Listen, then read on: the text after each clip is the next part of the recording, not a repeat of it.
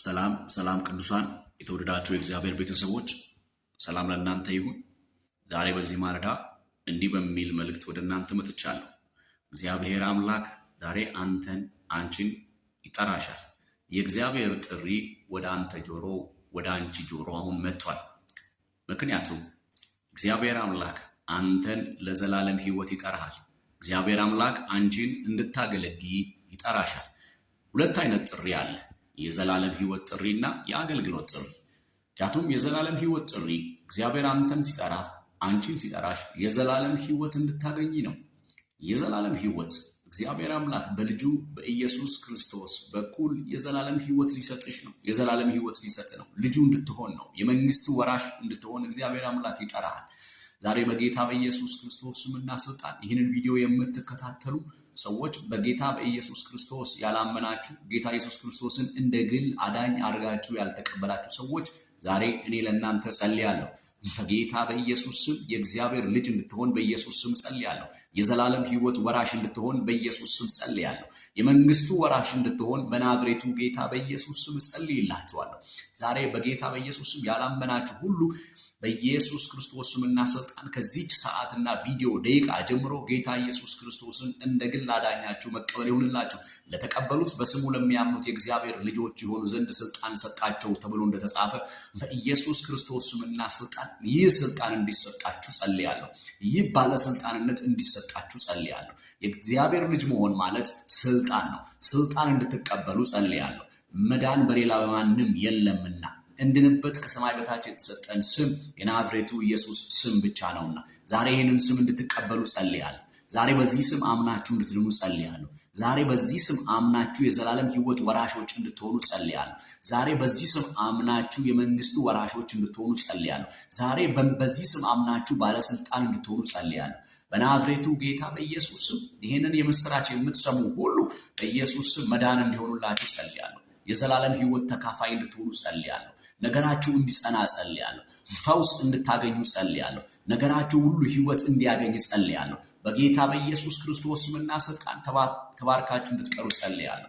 በኢየሱስ ክርስቶስ ጌታ ኢየሱስ ክርስቶስን እንደ ግል አዳኝ መቀበል የምትፈልጉ ሰዎች በኮሜንት ላይ ውስጥ ላይ ገብታችሁ ጻፉልኝ። ደግሞም አብጸልይላችኋለሁ። በጌታ በኢየሱስ ክርስቶስ ስምና ስልጣን ነገራችሁ ይፈወስ፣ ሕይወታችሁ ይፈወስ፣ ዘመናችሁ ይፈወስ። ደግሞ ሁለት አይነት ጥሪ አለ ብዬ እንዳልኩት መሰረት ሁለተኛው ጥሪ ደግሞ ለአገልግሎት መጠራት ነው። እግዚአብሔር አምላክ ለአገልግሎቱ በልዩ ልዩ መንገድ በልዩ ልዩ ጎዳና ሲጠራ እናያለን። በመጽሐፍ ቅዱስ ክፍል እግዚአብሔር ኖህን ሲጠራው እናያለን። ኖህ መርከብን ሲያዘጋጅ እናያለን። ደግሞም አብርሃምን ሲጠራ እንመለከታለን። ከአባትህ ከዘመዶች ቤት ተለይተው ውጣ ሲለው አብርሃምን እንመለከታለን።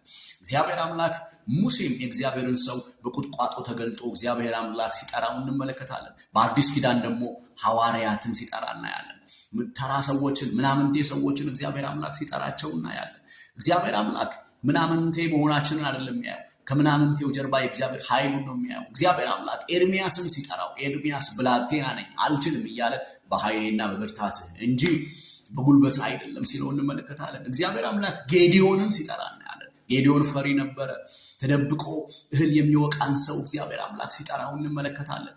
ነገር ግን አንዳንድ የእኛን ድካሞች እግዚአብሔር አምላክ የእግዚአብሔርን ጥሪ አድርገን የምናሳይ ሰዎች አለን። እግዚአብሔር አምላክ በአገልግሎቱ ሲጠራን፣ እግዚአብሔር አምላክ ለመንግስቱ ሲሾመን፣ መንግስቱ ላይ ሰራተኛ ሲያደርገን እግዚአብሔር አምላክ የራሱን አቅም የራሱን ችሎታ ተማምኖ ነው። የእኛን አቅምና የእኛን ችሎታ ተማምኖ አይደለም።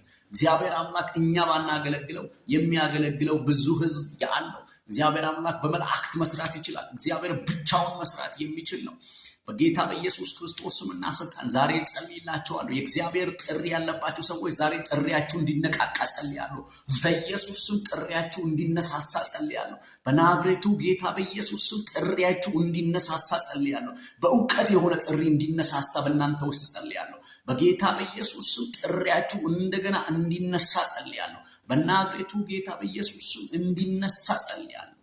እግዚአብሔር አምላክ የተማሩትን ይጠራል፣ ያልተማሩትን ሰዎች ይጠራል። ብዙውን ጊዜ አሁን በዚህ ዘመን ላይ ያለው ብዙ የሚያስቸግሩ አገልጋዮችን የምንመለከትበት አገልግሎታቸው በቃ የሆነ ማይጥም አይነት አገልግሎት የሚሆንበት ምክንያት ምንድን ነው ካላችሁ፣ ብዙ ሰዎች ለምሳሌ እውቀት የሌላቸው ሰዎች ይጠራሉ። በእውቀት ያልተሞሉ ሰዎች ይጠራሉ። መጽሐፍ ቅዱስ ሲናገር ሕዝቤ እውቀት ከማጣት የተነሳ ጠፍቷል ይላል። ስለዚህ እነዚህ ዕውቀት የሌላቸው ሰዎች ሲነሱ እግዚአብሔር ሲጠራቸው ማወቅን ዕውቀት መኖርን እንደ ኃጢአት የሚቆጥሩ ሰዎች አሉ። እንደዚህም አይነት አገልጋዮች አሉ። ምክንያቱም እነዚህ አገልጋዮች ምንድነው የዕውቀት መኖርን ኃጢአት አድርገው የሚያስቡ ሰዎች ናቸው። ማወቅን እንደ ኃጢአት የሚያስቡ ሰዎች ናቸው። ዛሬ በጌታ በኢየሱስ ክርስቶስ ስምና ስልጣን እግዚአብሔር አምላክ በዕውቀትም እንዲባርካችሁ ጸልያለሁ። በማስተዋል እንዲባርካችሁ ጸልያለሁ። ምክንያቱም ማስተዋል ትሸሽጋለች። ማስተዋል ዊዝደም አስፈላጊ ነው ለሰው ልጆች ከምንም በላይ በተለይ ለአገልጋዮች። ዊዝደም የሌለው አገልጋይ፣ ዕውቀት የሌለው አገልጋይ፣ ጥበብ የሌለው አገልጋይ ምክንያቱም ድንገት ነው የሚጠፋው፣ ድንገት ነው የሚበላው። ዕውቀት ለአገልጋይ አስፈላጊ ነው። ቅባቱ ራሱ ካለዛ ያጠፋሃል። ቅባቱ ራሱ ወደ ገደል ነው የሚጨምር። ምክንያቱም ቅባት በዕውቀት ማኔጅ ማድረግ ካልቻልክ፣ ቅባትን እንዴት መምራት ካልቻልክ በጌታ በኢየሱስ ክርስቶስ ስም ጸልያለሁ። የእግዚአብሔር ጥሪ የእግዚአብሔር ቅባት በአንተ ላይ ሲደርስ እግዚአብሔር አምላክ ዕውቀትና ጥበብ ማስተዋል እንዲሰጥ ጸልያለሁ። በኢየሱስ ክርስቶስ ስም ይህ ጥሪ ወደ ህይወት ሲመጣ ዕውቀትና ማስተዋል እንዲሰጥ ጸልያለሁ። ብዙዎች እኮ ዕውቀትን እየናቁ ነው ያሉት።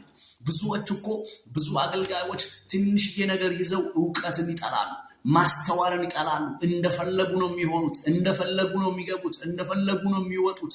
ይሄ ማለት የሳምሶን ህይወት ነው የሚሆነው። በጌታ በኢየሱስ ሳምሶንም እኮ ቅባት አለው፣ ሳምሶንም ጸጋ አለው። ግን ዕውቀትና ጥበብ ማጣት ነው፣ ማስተዋል ማጣት ነው። ሁሉ የተቀባ ሁሉ ልክ አይደለም። ምክንያቱም ዕውቀትና ማስተዋል ከሌለው፣ ዕውቀትና ማስተዋል በኢየሱስ ክርስቶስም በጥሪያችሁ ላይ እንዲሆን ጸልያለሁ። ዕውቀትና ማስተዋል በእናንተ ጥሪ ላይ እንዲሆን ጸልያለሁ። በጸጋችሁ ላይ እንዲሆን ጸልያለሁ። እግዚአብሔር በጸጋ ስጦታ አይጸጸትም። እግዚአብሔር ጸጋ ሰጥቶኛል ብለህ ድም ብለህ እንደፈለክ የምትሆንበት ነገር አይደለም። በዕውቀት ነው ጸጋህን ለሰዎች ሼር ማድረግ ያለብህ። በማስተዋል ነው ጸጋህን ሼር ማድረግ ያለብህ። ብዙዎች ስንመለከታቸው ዕውቀትን የሚንቁ ናቸው። ዕውቀት ማስተዋልን የሚንቁ ናቸው። በቃ ምክንያቱም ዕውቀትን ልክ እንደ ኃጢአት የሚያስቡ ሰዎች ናቸው። ስለዚህ ዛሬ በጌታ በኢየሱስ እኔ ለእናንተ ጸልያለሁ። ጥሪ የሚደርስባችሁ ጥሪ የሚመጣው የቅባት የሚመጣው ጸጋ በዕውቀት ማስተዳደር እንድትችሉ በዕውቀት ሌሎችን ማካፈል የምትችሉበት ቅባትና ጸጋ ወደ ህይወታችሁ እንዲመጣ በናዝሬቱ ጌታ በኢየሱስ ስም ጸልያለሁ። መጽሐፍ ቅዱስ እኮ ሰለሞን እግዚአብሔር አምላክ ምን ልስጥህ ብሎ ሲጠይቀው የአባቱን መንግስት አልጠየቀም፣ ሀብት አልጠየቀም። ሰለሞን የጠየቀው ጥበብን የጠየቀው ማስተዋል የጠየቀው። ዛሬ እነግርሃለሁ በጌታ በኢየሱስ ዕውቀትና ማስተዋል በህይወት ላይ እንዲመጣ ጸልያለሁ። ዕውቀትና ማስተዋል በህይወት ላይ እንዲመጣ ጸልያለሁ። በምድራችን ላይ ብዙ አገልጋዮች አሉ፣ ብዙ ነቢያቶች አሉ። ነገር ግን ምድራችን ለምንድን ነው እንደዚህ ያልተባረከችው? ለምንድን ነው እንደዚህ ያልተፋወሰችው ካልክ ዕውቀትና ማስተዋል ስለሌለ ነው። ዕውቀትና ማስተዋል ስለሌለ ነው። በአገልጋዮች ዘንድ ዕውቀትና ማስተዋል የለም። በተነሱ ታላላቅ ሰዎች ዘንድ ዕውቀትና ማስተዋል የለም። ዛሬ በጌታ በኢየሱስ ዛሬ አንተ ትነሳለህ። ተረኛ ሆነሽ አንቺ ትነሻለሽ። በጌታ በኢየሱስ ክርስቶስም በዕውቀትና በማስተዋል ትነሳለህ።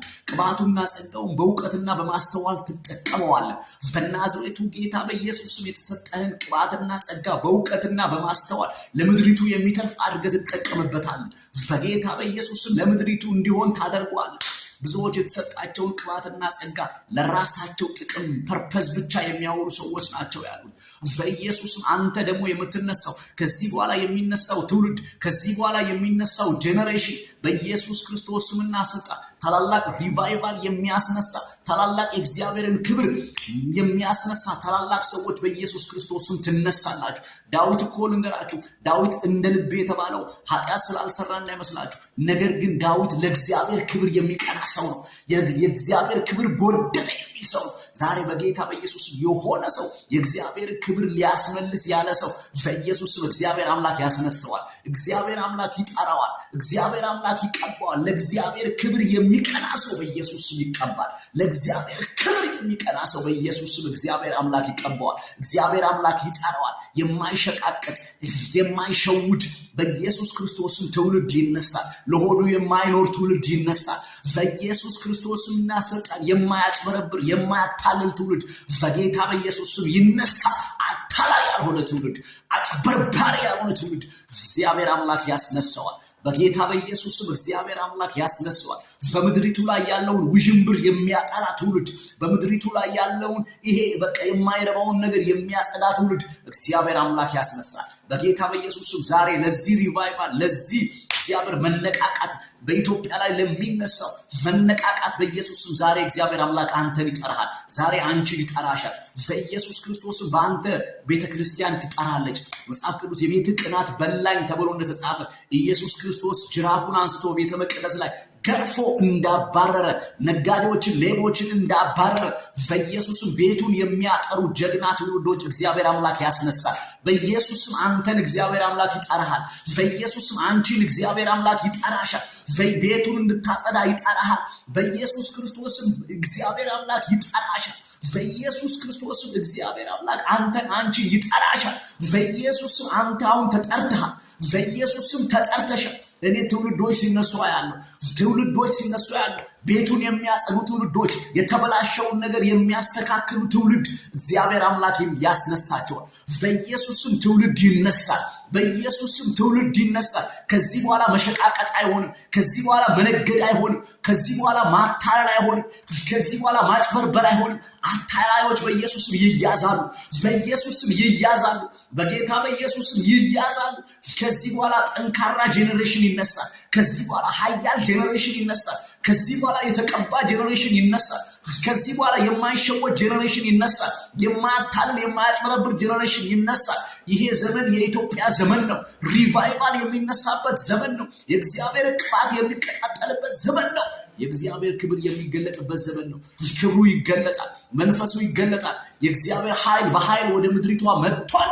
በኢየሱስ ስም ይሄ ምድራችን ላይ ይሆናል። ዛሬ በኢየሱስ ስም ተጠርተሃል። ዛሬ በኢየሱስ ስም ተጠርተሻል። እግዚአብሔር ከአንቺ ጋር ነው። እግዚአብሔር ከአንተ ጋር ነው። ሻሎም፣ ተባረኩ። እግዚአብሔር አምላክ ዘመናችሁን ይባርክ። ወዳችኋለሁ፣ ተጠርቻለሁ እያላችሁ በኢየሱስም አውጁ። እግዚአብሔር በሕይወታችሁ ላይ በዘመናችሁ ላይ ታላላቅ ነገሮችን ይሰራል። ውሸተኞች ይዋረዳሉ፣ ክፉዎች ይዋረዳሉ፣ አጭበርባሪዎች ይዋረዳሉ፣ አታላዮች ይዋረዳሉ። እግዚአብሔር አምላክ ለዘላለም ይከብራል። በኢየሱስ ስም ተባረኩ። ለዘላለም እግዚአብሔር አምላክ ይባርካችሁ። ተከናወኑ። በኢየሱስ ስም አሜን።